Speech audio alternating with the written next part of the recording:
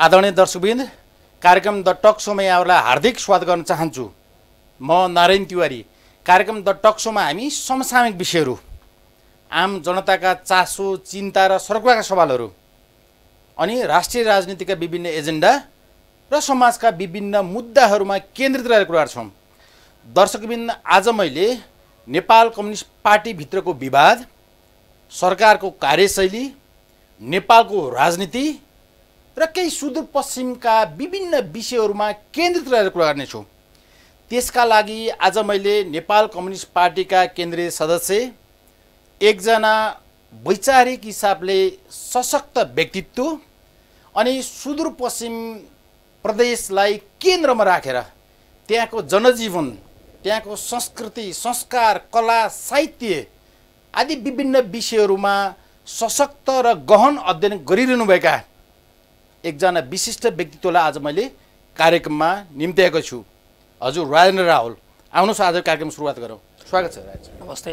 जस्तो तपाईँ एकजना पार्टीको केन्द्रीय सदस्य पनि हुनुहुन्छ र सँगसँगै तपाईँले धेरै अध्ययन अनुसन्धान पनि गर्नुभएको छ, एकजना वैचारिक नेता पनि हुनुहुन्छ तपाईँ। म पार्टीको केही समसामयिक विषयहरूबाट आजको कार्यक्रम सुरुवात गर्न चाहन्छु। जस्तो नेपाल कम्युनिस्ट पार्टीको सरकारले पछिल्लो समयमा चाहिँ जसरी नियुक्तिहरू गर्यो, जस्तो युवराज खतिवडा भन्नुहोस् या उपेन्द्र कोइरालाहरू भन्नुहोस्, कि नेपाल कम्युनिस्ट पार्टीभित्र योग्य मान्छेहरूको अभाव भयो, किन एउटै मानिसहरूलाई पटक पटक नियुक्ति या पटक पटक अवसरहरू पाउँछ? के देख्नुहुन्छ तपाईँ? सबभन्दा पहिले टक सोका सम्पूर्ण दर्शकवृन्दहरूलाई चाहिँ मेरो हार्दिक सलाम, नमस्कार। तिवारीजीले सुरुवातमै एउटा विशिष्ट प्रश्नबाट नै सुरुवात गर्नुभयो। मलाई लागेको थियो कि मतलब हामी सनै चाहिँ त्यो प्रश्नमा आउने थियौँ, तर सुरुवाती चरणमा नै यहाँले जुन प्रश्न गर्नुभयो त्यसका सन्दर्भमा नेपाल कम्युनिस्ट पार्टी आफैमा प्रतिभाहरूको चाहिँ एउटा वैचारिक नेतृत्वको चाहिँ एउटा ठुलो आलय हो। यो आलयले पोलिटिकल स्कुलिङका सन्दर्भमा, वैचारिक नेतृत्वका सवालमा, संस्थागत रूपबाट काम गर्न सक्ने क्षमतावान व्यक्तित्वहरूका सवालमा एउटा ठुलो पङ्क्ति त वर्ल्ड वाइड रूपमा नै आफूलाई चाहिँ स्थापित गर्दै चाहिँ मतलब बनाएको छ। तपाईँ आफै के हेर्नुहोस् भने आजको सन्दर्भमा त्यो रायनजी यो त देखिन्न नि त, तपाईँले यो भनिरहँदाखेरि त व्यवहारमा त त्यो देखिन्न नि त। निसन्देह तपाईँले चाहिँ व्यवहारकै कुरामा चाहिँ भन्नुपर्दाखेरि तपाईँले चाहिँ जुन प्रश्नहरू चाहिँ गर्नुभएको छ त्यसका सन्दर्भमा मैले के भन्न चाहन्छु भने कि पार्टी पङ्क्तिभित्र नेतृत्व पङ्क्तिमा तपाईँले चाहिँ आदरणीय हाम्रो उपाध्यक्ष कमरेडबाट नै प्रश्न चाहिँ तेर्स्याउनु भयो।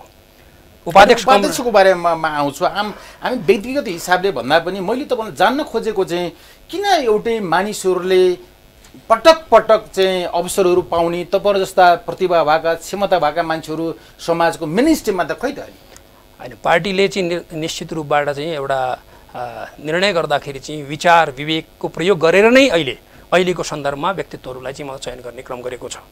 तपाईँ यसमा चाहिँ दुविधामा पर्नु हुँदैन। किन माइनेमा यो यस माइनेमा म भन्न चाहन्छु भने एकातिर चाहिँ हामी आफै देख्दैछौँ स्ट्रिटमा एक थरीले चाहिँ मतलब एउटा फलाना र अमुक मान्छे चाहिँ मतलब बडा योग्यतम भयो भनेर चाहिँ भन्दैछन्, र अर्कोतिर चाहिँ हामी के देखिरहेका छौँ भने हामीले पनि योग्यतम पठाउँदाखेरि चाहिँ आज हामी हाम्रो नायकहरूलाई चाहिँ, हाम्रो नेतृत्वलाई चाहिँ, हाम्रो भएका क्षमताहरूलाई चाहिँ हेर्दाखेरि चाहिँ अघि यहाँले प्रश्न नै गर्नुभयो कि उपेन्द्र यादवदेखि लिएर चाहिँ उपेन्द्र कोइरालादेखि वामदेव गौतमसम्मको कुरा यहाँले गर्नुभयो।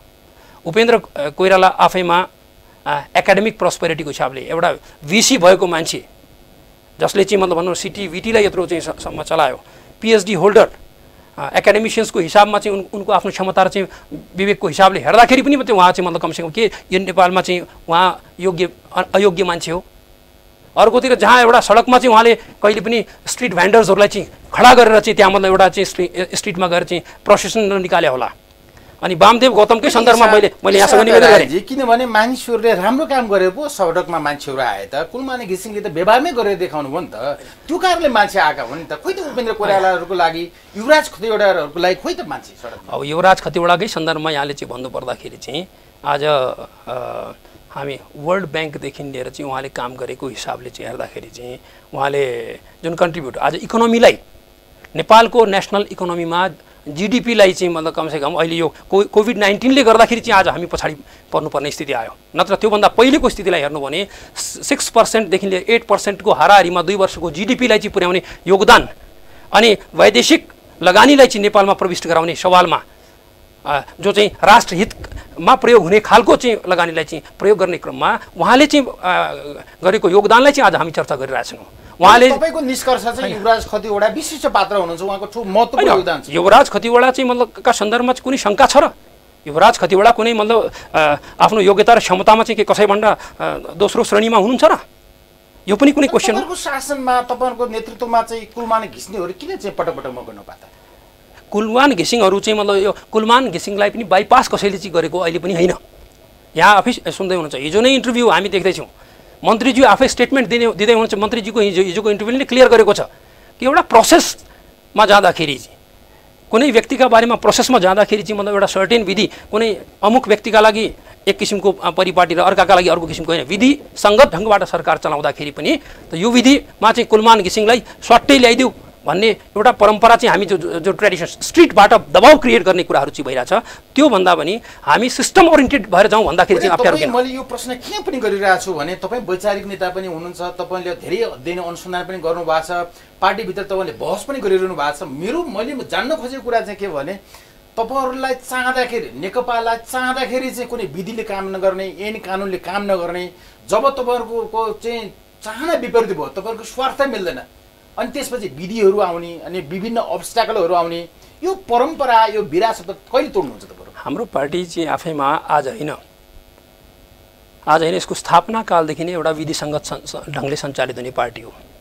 हामी व्यक्तिको प्रधानता होइन, विधिको प्रधानतालाई नै हामी स्वीकार गरेर चाहिँ आएका छौँ र यसमा चाहिँ कुनै च्यालेन्ज गर्ने ठाउँ चाहिँ मलाई लाग्छ यो देशमा जति बेला जुन क्षेत्रमा पनि विधिको आवश्यकता महसुस गरियो, त्यसमा चाहे इन्क्लुसिभ डेमोक्रेसीको सवाल होस्, चाहे पिपल्स मल्टिपार्टी डेमोक्रेसीकै सन्दर्भमा चाहिँ हिजोका दिनमा चाहिँ भएका बहसहरू हुन्, जनतालाई केन्द्र भागमा राखेर चाहिँ चल्ने परम्पराको चाहिँ स्थापना नै चाहिँ हामीलाई गौरवका साथ भन्न सक्छौँ कि त्यो मदन भण्डारी थिए, जसले चाहिँ पिपल्स मल्टिपार्टी डेमोक्रेसीको कन्सेप्ट ल्याए, खुला बहुलवादी समाजको अवधारणा ल्याए, जसले चाहिँ मतलब भनौँ न यहाँ चाहिँ मतलब अल्पमतको प्रतिपक्ष र बहुमतको सरकारको अवधारणालाई चाहिँ कम्युनिस्ट पार्टीमा त्यसलाई भनौँ न फ्युजन गराएर चाहिँ मतलब कमसेकम उहाँहरूले ल्याउनु भयो। त आजको सन्दर्भसम्म चाहिँ हामी भन्छौँ भने कुन ठाउँमा कम्युनिस्ट पार्टीले चाहिँ मतलब कहाँ चाहिँ कुन ठाउँमा चाहिँ मतलब यो विधिलाई पालना गरेन? अहिलेको सरकारकै सन्दर्भमा पनि चाहिँ हामी देखिरहेछौँ। मान्छेले चर्चामा के भनिदिए, प्राइम मिनिस्टरले आफ्नो सल्लाहकार नियुक्त गर्ने सवाललाई चाहिँ सरकारको नेतृत्वले राम्रो काम गरे भए त मैले पटक पटक धेरै मानिसहरूले सोध्ने प्रश्न के हो भने तपाईँहरूको पार्टीको नेतृत्वको सरकारले राम्रा मान्छेलाई ठाउँ दिएको भए, राम्रो काम गरेको भए त आम जनताहरू खुसी हुन्थ्यो होला, तपाईँको पार्टी पङ्क्तिका आम मान्छेहरू खुसी हुन्थ्यो होला, किन चाहिँ खुसी? कसले भन्छ आम जनता पार्टीसँग विमुख भएको छ? यदि त्यसो हो भने तपाईँ रेल ट्रेन आजदेखि नै चाहिँ जनकपुरदेखि ट्रेन चल्दैछ, अनि कागजी डुङ्गा सिपिङका कुरा गर्दै डुङ्गा चलाउने, रेल देख्दाखेरि चाहिँ कागजको डब्बाहरू बनाएर चाहिँ हिँड्ने, हावाबाट बिजुली निस्किन्छ भन्दाखेरि चाहिँ नयाँ इनोभेटिभ सोचहरू चाहिँ प्रधानमन्त्रीले ल्याउँदाखेरि त्यसलाई चाहिँ अपोज गर्ने, अनि चाहिँ क्रस बोर्डरमा चाहिँ मतलब भनौँ न ब्लकेटको बेलामा चाहिँ यो नेपाललाई चाहिँ आजसम्म चाहिँ तपाईँ आफै हेर्नुहोस्, यो ब्लकेटमा चाहिँ या अहिले कालापानी को मतलब नक्सासहित मतलब कुटी याङ्दी को कुराहरूको चाहिँ निरूपण गर्ने सवालमा कुन मान्छेहरूले चाहिँ यसभन्दा पहिले चाहिँ त्यो च्यालेन्जलाई स्वीकार गरे, कुन प्रधानमन्त्रीहरूले चाहिँ गरे, कुन सरकारहरूले गरे, त्यस सन्दर्भमा चाहिँ हेर्दाखेरि हामीले रचनात्मक कुराहरू यसमा फेरि मैले थपेँ त्यसलाई टुङ्गोमा त पुर्याउन सक्नु भएको छैन। कतिपयले उहाँले चालेको कदमहरूप्रति नै आशंका गरिरहेका छन्, कतिपयले उहाँलाई नक्कली राष्ट्रवादी पनि भन्छन्, तर त्यसलाई चाहिँ टुङ्गोमा किन पुर्याउन सक्नु भएको छ? कहाँ अड्केको? सक्कली र नक्कली राष्ट्रवादको कुरा पनि चाहिँ हामी देख्न पाउँछौँ। जसरी हामी अहिले रेलवेमा रेल आउँछ भनेर उडाउँदाखेरि चाहिँ रेल आएको छ, जसरी हावाबाट बिजुली बन्दाखेरि चाहिँ बिजुली चाहिँ आज आएको छ, जसरी चाहिँ आज डेभलपमेन्टको गतिलाई चाहिँ हामी हेर्दाखेरि चाहिँ आज डेभलपमेन्टको चर्चा गर्दैन मान्छे कुलमानको चर्चा गर्छन्। आज कुलमान भन्दा पनि त्यो हाइड्रो पावर चाहिँ मतलब कमसेकम नेपालभित्र चाहिँ मतलब यो ग्रुम गर्दाखेरि चाहिँ कुन सरकारका बारेमा त्यो कुरा चाहिँ तीव्रतर ढङ्गले अगाडि बढ्यो, यो सवालको चर्चा हुँदैन। आज 5 किलोमिटर रोड डेली चाहिँ मतलब अगाडि बढ्दैछ, त्यो कुरा चाहिँ मतलब पिच हुँदैछ, त्यो कुरालाई चाहिँ आज मान्छेले अगाडि बढाउन खोजेको छैन। आज मान्छेले चाहिँ विकासको मैले यहाँसँग चाहिँ भन्छु कुलमान एउटा पात्र, एउटा मतलब पार्टीको के अरे सरकारको निर्देशनमा काम गर्ने एउटा सिइओ मात्र हुन्।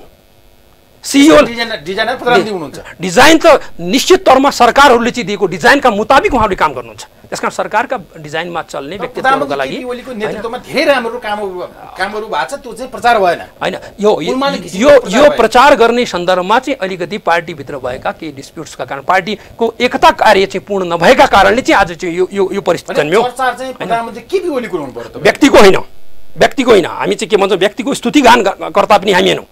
सरकारले गरेका राम्रा कामहरूको बारेमा चर्चा हुन जरुरी छ। सरकारले गरेका राम्रा काम यो देशमा चाहिँ मतलब 2 वर्षमा होइन 5 वर्ष आगामी 5 वर्ष पश्चात तपाईँ हेर्नुहोस्, ओभरअल हामीलाई जो म्यान्डेट 2/3 को म्यान्डेट जनताले चाहिँ केपी ओलीलाई को सरकारलाई, केपी ओली व्यक्तिलाई मात्र होइन, नेपाल कम्युनिस्ट पार्टीलाई केपी ओली त्यसको नायक हो, जसले चाहिँ कमसेकम मतलब यो देशमा चाहिँ आज भूपरिवेष्टित राष्ट्र नेपाल जो भारत वेष्टित भइरहेको थियो, त्यो भारत वेष्टितबाट उसलाई भूपरिवेष्टित र चाहिँ साँचो मानेमा कनेक्टिभिटीको सवालमा निष्कर्ष नायक केपी ओली हो, कुलमान होइन।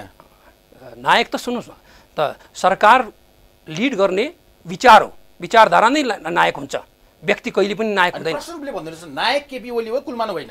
त नायक त निश्चित तौरमा विचारको प्रतिनिधित्व गर्ने, जसले चाहिँ जनताले म्यान्डेट दियो, उहाँ जसले चाहिँ यो प्रोग्राम ल्यायो, जसले चाहिँ कमसेकम यो यत्रो चाहिँ मतलब कमसेकम भिजन र मिसनमा काम गर्ने मान्छेलाई चाहिँ मतलब कमसेकम त्यो निश्चितले उहाँले पनि एउटा राम्रो काम गर्नुभयो, त्यसका बारेमा चाहिँ केही छैन। किन उहाँ एउटा सिइओको हैसियतले काम गर्नुभयो। He was not the overall perspective plan builder. उहाँ पर्सपेक्टिभ प्लान बनाउने व्यक्ति उहाँ होइन। पर्सपेक्टिभ प्लान त निश्चित तौरमा चाहिँ कसले बनायो भने सरकारले चाहिँ मतलब पर्सपेक्टिभ प्लान ल्यायो, दीर्घकालीन योजना ल्यायो। जनतामा कुलमान चाहिँ किन त? यो त मलाई सोध्ने प्रश्न होइन यो, किनभने हाम्रो चेतनाको स्तर, हाम्रो सामाजिक चेतनाको स्तरलाई चाहिँ हामीले हेर्दाखेरि चाहिँ अहिले पनि चेतनाको स्तरमा चाहिँ हामी नेपालीहरू व्यक्तिको स्तुतिका पछाडि लाग्यौँ, विधिको स्तुतिको पछाडि लागेनौँ।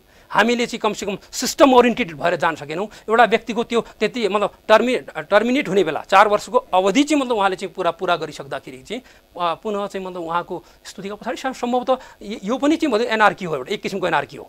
एनआरकी के मानेमा हो भने त एउटा मान्छेले आफ्नो क्षमताको प्रदर्शन गर्न पायो, वी सेल्युट हिम, राम्रै काम गरे। तर यसको अर्थ उहाँ नै सधैँका लागि उहाँ होइन। आवधिक निर्वाचनबाट सरकारहरू त जान्छन् भने एउटा सिइओले 4 वर्षको आफ्नो टेन्युर समाप्त गर्दाखेरि फेरि उही आउनुपर्छ भन्ने कुरा के छ? कोही अर्को मान्छेका लागि छैन। आउन चाहन्छु रायनजी, जस्तो तपाईँले विधिको कुरा गर्नुभयो, पद्धतिको कुरा गर्नुभयो, लोकतन्त्रको कुरा गर्नुभयो, तर त्यसको नाप्ने आधार, परीक्षण गर्ने आधार त चुनावै होला। तर चुनावमा आम जनताले अस्वीकार गरेको मान्छे तपाईँ धमाधम भट्टाभट चाहिँ सांसद बनाउनुहुन्छ, मनोनयन गर्नुहुन्छ, अनि यो त लोकतन्त्रप्रति नै धज्जी उडाए जस्तो, नेकपालाई लोकतन्त्रमा विश्वासै नभएको जस्तो, चुनावलाई विश्वासै नगरे जस्तो, या आम जनताको जनमतलाई अपमान भएन? तिवारीजी, तपाईँले चाहिँ यो प्रसङ्ग चाहिँ जोड्नुभयो। फेरि चाहिँ मतलब नेतृत्व पङ्क्तिमा रहेका केही व्यक्तिहरूतर्फ लक्षित धेरै व्यक्तिहरू लक्षित गरेर वडा सदस्यमा हारेका, मेयरमा हारेका मान्छेहरू जनताले अस्वीकृत गरिसकेका पात्रहरूलाई अब फेरि मौका दिनुहुन्छ भने त जनमतको अपमान भएन? अब यसमा चाहिँ एउटा चिज के लियौँ भने के छ तपाईँको यो यस सन्दर्भमा चाहिँ म त यहाँसँग चाहिँ आग्रह गर्न चाहन्छु, किन अहिलेको जुन सेलेक्सनको क्राइटेरियामा चाहिँ के अरे विशेषज्ञ तहका मान्छेहरू मध्येबाटको सेलेक्सनको लागि चाहिँ अहिले यहाँले इङ्गित गर्न खोजेको मैले बुझेँ। यहाँले वामदेव जीप्रति इङ्गित गर्नुभयो। एउटा उदाहरण एउटा प्रसङ्गबाट म सुरु गर्दैछु। वामदेवजी आफैमा साउथ एसिया रिजनकै किसान महासङ्घको अध्यक्ष हो। उहाँले यत्रो क्यारावानहरू, पिपुल्स क्यारावानहरू चलाउनु भयो। उहाँले एग्रिकल्चरल सेक्टरमा गरेको डिभोसनलाई चाहिँ हामीले चाहिँ उहाँले समर्पणलाई चाहिँ हामी चाहिँ के बिर्सिरहेछौँ। एक्सपर्टिज भनेको कुनै चाहिँ मतलब एउटा सरकारी कार्यालयमा गएर चाहिँ मतलब एउटा क्षेत्रको मान्छे चाहिँ सिडी दर सिडी चाहिँ अगाडि बढ्दाखेरि चाहिँ त्यो चाहिँ मतलब बहुत ठुलो एक्सपर्ट र पोलिटिकल एक्सपर्टिज चाहिँ त्यहाँ हुन्छ कि हुँदैन? जनताको अभिमतबाट अस्वीकृत भएको मान्छेलाई पटक पटक मनोनयन गर्ने भयो चुनाव केका लागि? मलाई त्यति बताइदिनुहोस्। जनताको अभिमतले मान्छे चाहिँ कहिले चाहिँ चुनाव राजनीतिमा चाहिँ कहिले मान्छे हार्न सक्छ। यो पनि अहिले पनि त एक किसिमले चाहिँ हेर्दाखेरि चाहिँ राष्ट्रिय सभामा पनि त चुनाव हुन्छ। राष्ट्रिय सभामा चुनाव होइन? अनि तपाईँ जस्ता पार्टीका राष्ट्रिय सभाको चुनावलाई मान्छेहरूले पार्टीले गलत निर्णय गर्दाखेरि किन तपाईँहरू चाहिँ औँला उठाउन सकिरहनु भएको होइन? यो चाहिँ गलत गरेकै छैन त, कहाँबाट उठाउने? यसलाई के मायनेमा गलत भन्ने? भने वामदेवहरूको मनोनयन, युवराज खतिवडाहरूको चाहिँ नियुक्ति सब ठिक छ? बिल्कुल बिल्कुल ठिक छ।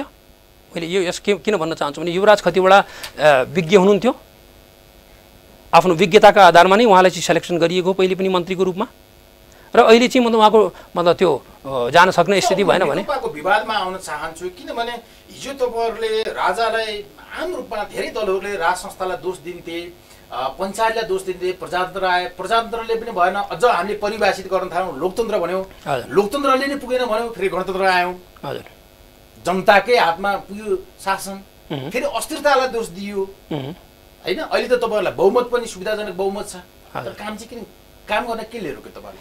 आम जनतालाई डेलिभरी गर्न के लिएर रोक्यो? काम रोकिएकै छैन।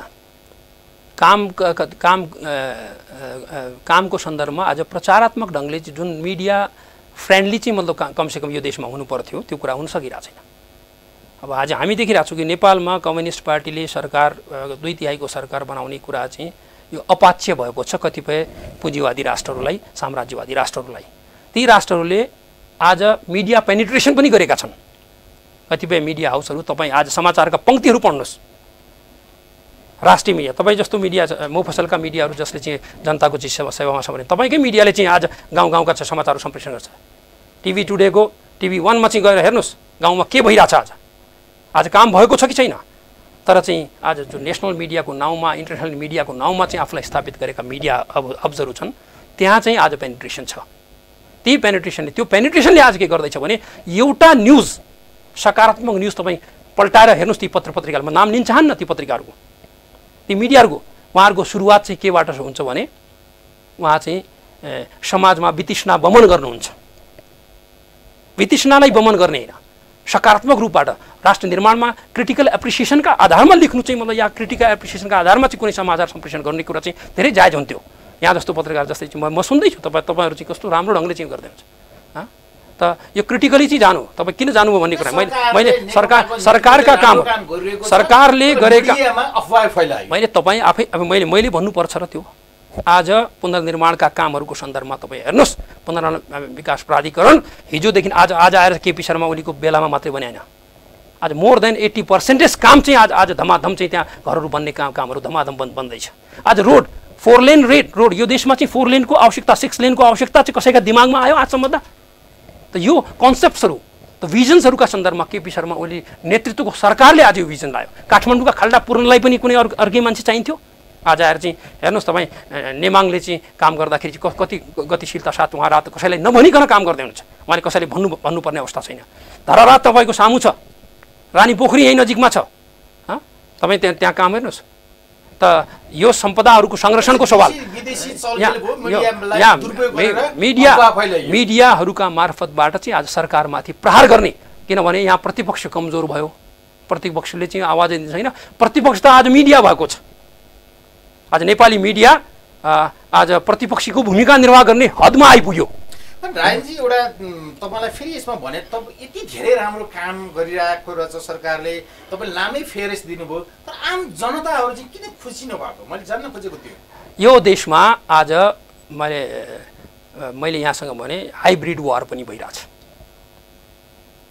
आज मैले हाइब्रिड वार, यो हाइब्रिड वार अर्थात् हाइब्रिड वार अहिलेको सन्दर्भमा वर्णशङ्कर युद्ध भन्छन्।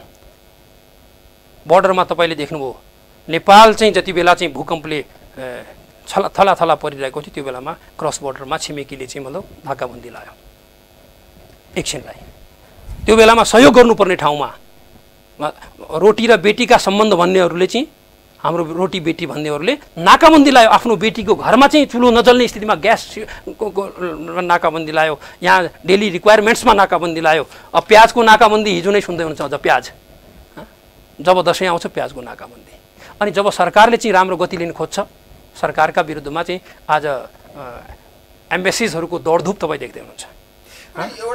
यसकारण तर यो सरकारले निकटको वर्तमान सरकारले जुन खालको डेलिभरी दिनु पर्थ्यो, जुन खालको गति हुनु पर्थ्यो, जुन खालको दिशा हुनु पर्थ्यो त्यो व्यवहारमा देखिएन। त्यो त 2.5 वर्ष सरकारको अवधि सकिसकेको, मैले यहाँहरुसँग तपाईहरुको लफडामा अल्झिरहनु भएको छ। अनि लफडाहरू पनि स्वाभाविक रूपमा चाहिँ त्यसलाई चाहिँ अन्यथा ढङ्गले नबुझ्नुस्, किनभने दुईटा ठुला पार्टीहरूको युनिफिकेसनको कुरा आयो। दुईटा फरक धारबाट चाहिँ आएका, एउटा सशस्त्र युद्धको धारबाट आएको, एउटा मतलब भनौँ बहुदलीय प्रतिस्पर्धा सहितको निर्वाचनको प्रणालीबाट चाहिँ आएका दुईटा धाराहरूको फ्युजन। सङ्कट जस्तो यस्तो महामारीको बिचमा चाहिँ कुर्सीको लागि पदको लागि विवाद गरिरहने, त्यो पनि लामो समयसम्म यति धेरै लामो विवाद गरिदिनु भयो, देशलाई नै बन्दी राखेर, यो उपयुक्त थियो? उपयुक्त समयमा थियो? त्यो निसन्देह त्यो कुराहरू चाहिँ का सन्दर्भमा चाहिँ अलिकति यो नहुनुपर्ने चिज थियो, म यसलाई स्वीकार गर्छु कि मतलब यति बेला कोरोनाको बेलामा चाहिँ सबैको ध्यान चाहिँ कोरोना विरुद्धमा जानुपर्ने थियो। यद्यपि त्यसलाई चाहिँ त्यसको अर्थ यो होइन कि सरकारले कोरोनाको बारेमा कुनै कामै गरेन भन्ने पनि होइन। तपाईँ हामी हेरौँ आज आज आज आज नेपालमा मोर्टालिटी रेटलाई हेरौँ, कोरोनाको मोर्टालिटी रेट हेरौँ 0.6% छ। तपाईँ छिमेकका ठुला इकोनोमी आज अमेरिकन्सहरूको भारतीयहरूको हामी अरू यही क्षेत्रमा जो माथिका अन्य राष्ट्रहरूलाई कारणले हुने मृत्यु दर जसरी हाम्रो नेपालमा कम छ त्यो पनि के बिहोलीको सरकारले गर्यो होइन। कोरोनाको मृत्यु दरलाई कन्ट्रोल गर्न ल्याएका नीतिगत रूपमा चाहिँ हामीले हेर्दाखेरि चाहिँ हामीले के हेर्नु पर्यो भने कि अहिले पनि हामी ब्लक के बिचबिचमा चाहिँ हामी के देखिरहेको छौँ भने हामीले क्वारेन्टाइनहरूको व्यवस्थाका सन्दर्भमा पनि मतलब केही कुराहरू लागेका छौँ। केही मतलब भनौँ न बाहिरबाट आउने मान्छेहरूलाई चेक एन्ड ब्यालेन्सको सवालमा चाहिँ हामीले चाहिँ पटकमा आजै पनि हामी देखिरहेका छौँ कि कहिले खुलो पार्ने कहिले मतलब भनौँ न नेपालको इकोनोमीलाई पनि असर नपर्ने गरी चाहिँ मतलब एकदमै व्यवस्थित ढङ्गबाट चाहिँ मलाई सङ्कटलाई सम्बोधन गर्नको लागि वर्तमान सरकारले उत्कृष्ट काम गरेको छ भने तपाईँको निष्कर्ष? वर्तमान सरकार चाहिँ मैले एकदमै उत्कृष्टै सबै चिज गरिहाल्यो भने पनि म भन्दिनँ, तर जे प्रयास हाम्रो स्रोत र संसाधनहरूको आधारले चाहिँ नेपालसँग भएको साधन र स्रोत संसाधन थिए त्यसका आधारमा यो म्यानेजमेन्ट चाहिँ उत्कृष्ट म्यानेजमेन्ट नै हो। एउटा तपाईँहरूले क्रान्तिकारी कुरा गर्नुहुन्छ, धेरै दर्शनका कुरा गर्नुहुन्छ, धेरै चर्का कुरा पनि गर्नुहुन्छ, आम मानिसहरूको हामी प्रतिनिधित्व गर्छु भन्नुहुन्छ तपाईँहरू। अझ कतिपय सन्दर्भमा हिजोको तपाईँका माओवादी केन्द्रका साथीहरू 21औं शताब्दीको मान्छेकै मुक्तिको कुरा गर्नुहुन्थ्यो, केसम्म पुग्नु त्यो कुरा गर्दाखेरि? तर भुइँ मान्छेको कुरा, आम जनताको कुरा, उहाँहरूको अवस्था परिवर्तन गर्न चाहिँ बहुमतको सरकार छ तर छैन केही पनि। सरकारले चाहिँ बहुमतको सरकार हिजो सडक बालबालिकाहरूको अवस्था के थियो हामी हेरौँ। तपाईँले हिजो अस्ति नै सुन्नुभयो कि एसिड हानेर चाहिँ मतलब चेलीबेटीहरूको मतलब अस्मितामाथि खेल्नेहरू, त्यो मानवीय संवेदनामाथि खेलिरहेका मान्छेका बारेमा चाहिँ हिजो नै प्रधानमन्त्री ठाडो निर्देशन दिएको तपाईँले सुन्नुभयो भने त्यो फरक हो कि होइन? मानिसको पर क्यापिटा इन्कमको हिसाबले कोभिड यदि चाहिँ नआएको भए जिडिपीमा हामी जो ढङ्गले हामी प्रोग्रेस गर्दै थियौँ त्यसले चाहिँ मतलब सम्भवतः चाहिँ राष्ट्र उकालो लाग्यो कि ओह्रालो लाग्यो, म तपाईँसँग प्रतिप्रश्न गर्न चाहन्छु। त्यस कारणले राष्ट्रले चाहिँ मतलब गति प्राप्त गर्दाखेरिको एउटा हामीले आफूलाई पनि मतलब आत्मालोचना चाहिँ हामीले गर्नुपर्छ कि हामीले छिटो छरितो ढङ्गबाट हामीले पार्टीको युनिफिकेसनलाई सिद्ध्याउन सकेनौँ, जसले गर्दाखेरि एक मुखले एक स्वरले चाहिँ हामी चाहिँ तल ग्रासरुटमा चाहिँ जनतालाई चाहिँ हामी जगाउने, जनतासँग बुझाउने, जनताका चाहिँ कुराहरू लिने र जनतालाई चाहिँ मतलब हामीले यति गर्न सक्यौँ यति गर्न सकेनौँ है भनेर आत्मालोचना सहित चाहिँ उनका बिचमा चाहिँ प्रस्तुत हुन सक्थ्यौँ, जसले चाहिँ जनतामा चाहिँ त्यो अलिकति हुँदैन थियो। तर चाहिँ भयो के भने अहिले जनताले चाहिँ मतलब त्यो कुरा कराएको होइन। आज सोसियल मिडियाजहरू पुँजीवादीहरूका चाहिँ मिडियाहरू चाहिँ आज हामी देखिरहेको छौँ, पुँजीवादी मिडियाहरूले चाहिँ यो प्रचारको मतलब एउटा जुन शैली चाहिँ ल्यायो। आज हामी देख्छौँ यो फेसबुक, इन्स्टाग्राम आदि मतलब ट्विटर आज ठाउँमा चाहिँ मान्छेहरू बोल्न थाले। त्यस कारण यसले गर्दाखेरि गडबडी भयो। अन्तमा म एउटा प्रश्न सोध्न चाहन्छु। जस्तो तपाईँ सुदूरपश्चिम प्रदेशको व्यक्ति हुनुहुन्छ, त्यहाँको प्रतिनिधित्व गर्नुहुन्छ। सुदूरपश्चिम प्रदेश किन सारा स्रोत साधन प्राकृतिक सम्पदाको हिसाबले मानवीय स्रोत साधनको हिसाबले सम्पन्न भइरहँदाखेरि पनि किन विकास र समृद्धिमा फर्क मान्न सकेन? किन पछि पर्यो? अन्तिममा तपाईँको बुझाएको छ निष्कर्षमा? निसन्देह सुदूरपश्चिम चाहिँ आफैमा पनि यो सुन्दर सुदूरपश्चिम नै हो। त्यो देवहरूको अटवी हो। देवाटवीको नामले चाहिँ त्यसको नाम डोटी नै पहिले पर्दाखेरि इन्टायर सुदूरपश्चिमलाई देवाटवीको नाम लियो होइन। त्यो भनौँ न देवहरूको विचरण गर्ने ठाउँ। देव भने यहाँ फेरि मान्छेले चाहिँ देव भने देवता मात्रै लाग्छन्। That was a dynasty. त त्यति बेला डाइनेस्टी थियो। आम जनताले चाहिँ त्यहाँबाट सिकाइ। आज चाहिँ हामी देखेका छौँ राजधानीमा अनि देवदासी प्रथाको स्वरूपकै रूपमा रहेको अर्को चाहिँ के अरे कुमारी प्रथाको देवत्व हुन्छ। संस्कृतिमाथि प्रहार चाहिँ म यहाँ गरिँदैन। मैले त्यसको अर्थ संस्कृतिमाथि प्रहार गर्नुहोस् भने होइन, हरेक क्षेत्रको संस्कृतिलाई चाहिँ त सुदूरपश्चिम पछि पर्ने कारण एउटा यो राष्ट्रले चाहिँ पहिले हेर्ने दृष्टिकोणमा दरिद्रता आएको कारण। पहिले के भने शाहवंशीहरूले या कि पाल्पाले एउटा लडाइँ लड्ने आँट गर्यो, कि जुम्लाले गर्यो, कि सुदूरपश्चिमको मतलब रोटीले गर्यो, 3 ठाउँले मात्रै गर्यो र ती ठाउँहरूमा चाहिँ मतलब कमसेकम त्यहाँका असलतम मान्छेहरूलाई ल्याएर राज्यले चाहिँ आफ्नो ठाउँमा चाहिँ राख्यो। तपाईँ आफै देख्नुहुन्छ दरबारको मूल पुरोहित चाहिँ अहिले पनि सिमल्टिया पाण्डे त्यहाँ रहेको छ। यो काठमाडौँ खाल्डोको वरपर चाहिँ यहाँका सेवकहरूको रूपमा रहेका चाहिँ चौतरियाको रूपमा रहेका त्यति बेलाका मान्छेहरू चाहिँ चाहे खप्तडी खड्का हुन्, चाहे खप्तडी बस्न्यात हुन्, चाहे चाहिँ मतलब त्यो कार्की हुन्, मोडल्ला कार्की हुन्, या यी सबै चाहिँ त्यहाँको वीर योद्धाहरूलाई ल्याएर चाहिँ आफ्नो वरपर राख्यो। तर त्यो क्षेत्रमा चाहिँ त्यो लडेको हुँदाले त्यसमाथि उपेक्षा गरियो र त्यहाँ चाहिँ न एजुकेसनको एक्सेस दिइयो, न चाहिँ त्यहाँ चाहिँ मतलब कमसेकम स्रोत र संसाधनहरूले चाहिँ उपलब्ध गराउने काम गर्यो। राष्ट्र एकीकरण भयो, भावना एकीकरण भएन। कर्णालीको पुल जोडिएपछि मात्रै हामी चाहिँ मतलब नेसनल ग्रिडमा चाहिँ हामी जोडियौँ र अहिले आएर पनि विश्वविद्यालयका लागि हामीले माग्नुपर्ने जस्तै हामी भिक्षुक जस्तै अनि चाहिँ राज्यका चाहिँ दाताहरू जस्तै भएर बस्नुपर्ने परिस्थिति जन्मियो। बल्ल चाहिँ तपाईँले हिजो अस्ति नै सुन्नुभयो कि यो महाकाली कोरिडोरका लागि 90 करोड रुपियाँ अहिले चाहिँ के अरे त्यो तातापानी र के अरे तातापानी भन्छु के अरे मैले यहाँसँग निवेदन गर्न खोजेँ कि बल्ल वर्तमान सरकारले नि चाहिँ त्यो पनि सोच्न सक्यो कि मतलब टिङ्करको नाकादेखि लिएर चाहिँ मानसरोवरको चाहिँ यो रुटलाई र यता सेती लोकमार्ग र महाकालीको कनेक्टिभिटीले चाहिँ बढाउनुपर्छ भन्ने सोचका साथमा यो। त्यसकारण डेभलपमेन्टको सवालमा पनि आज उपेक्षाको शिकार चाहिँ त्यो राष्ट्रको नजरियाको कारणले चाहिँ त्यो उपेक्षित भएको क्षेत्र हो। नत्र चाहिँ हामी कुनै मानेमा कसैभन्दा कमसल भएर दोस्रो दर्जाका भएर होइनौँ, हामीले नै यहाँ सबै जातिहरू दिएका छौँ। आज रेगमका रेग्मी अनि चाहिँ निरौलीका निरौला, कोइरालाहरू चाहिँ आज कोइराल विराटनगर बसे होलान्, तर उनको ओरिजिन हाम्रो चाहिँ बझाङ हो, सुवेदीहरूको सुवेडा हो।